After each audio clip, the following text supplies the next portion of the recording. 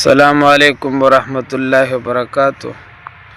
دوستان حضراتو، دا نن یو تاسو له یو خوش خبری پیغام در کوم او خاص کر طلبه کرامو ته دا پیغام در کوم چې زمونږ د مولوي صاحب دی ملګری دی او دا حضرت شیخ صاحب به سبا نه بله ورځ دورې افتتاح به کیږي او داسې جدید کتابونه دي چې هغه کتابونه ته په جنګي ماله کې په کیسه خانه کې ستړی شي، خو هغه کتابونه پیدا کول څه چې نامې به هم ستا په خوله رانشي.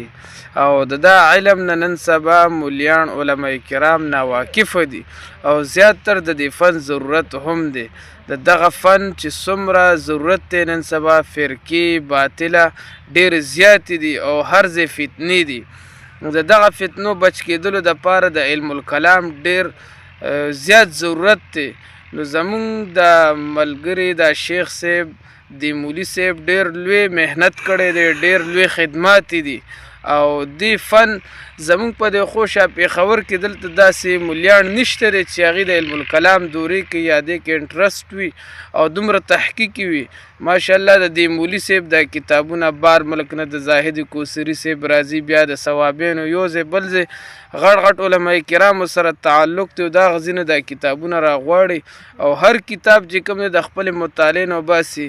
او خاص کر زمونږ مشران لوی لوی علما کرام هغې د ابن تیمیه صاحب باره کې چې کوم دی کوم عقاید دي د هغې باره کې کوم نظریات دي ډېر ترې متاثره دي او د هغه چې عقاید وګورې نو ته به حیران شي. د غټ مجسم تیر شوی دی، الله رب العزت دپاره جسم اعضا دا چې کوم دی ثابتوي او د علما کرام ترې ډېر متاثره دي زمونږ غټ غټ شیخانو. نو دې باره کې به تاسو یو اهم خسته نکتې او اهم خبرې ملاویږي او یو خسته مدلل او مفصل خبرې به تاسو ته دې باره کې ملاویږي او خسته دوره به کیږي.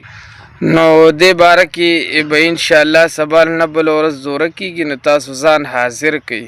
نو دغه رنګې نور په تفتزاني صاحب باندې څومره اعتراضات شوي دي، یعنی مطلب دا دی چې د علم الکلام داسې ناشنا کتابونه دغه رنګې تاسیس التقدیس بیا دې باره کې چې کوم دی ابن تیمیه را لګېدلی دی، بیان و تلبیس الجهمیه دی پې لیکلی دی، د هغې باره کې دغه عقاید دغه به ټول تفصیل سره وایي.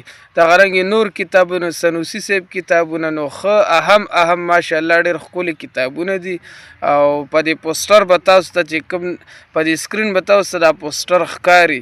دې نه علاوه نور کتابونه او بله خبره د خوشحالۍ خبر دا ده چې دا مولوي صاحب به تاسو ته دغه رنګې منطق هم کتابونه پکې شری تعذیب مرکات. دې نه علاوه نور کوم کتاب په هر فن کې غواړئ دا مولوي صاحب به تاسو ته د هر فن کتاب ښیي او درته به پړاوی او ښه په خوشحالۍ داسې علما کرام چې هغې تاسو له ټایم نه درکوي. انشاءالله چې مولوي صاحب به تاسو له ټایم هم درکوي چې کم ټایم ته وی تا ته به کتاب شروع کوي. نو دې موقع نه یو فایده واخلئ او دا غنیمت وګڼئ او دا خلکو ته ډېر کم میلاویږي او دا یو ښایسته موقع ده تاسو ته او چوټیان هم دي او اوزګار هم وي، نور څه کارونه هم نشته دی. نو علما کرامو دپاره هم یو بهترین انمول تحفه او موقع ده او د طلبه کرامو دپاره هم. نو دې کې به تاسو شرکت وکړئ، فایده به تاسو ته ورسي. جزاکم الله خیره.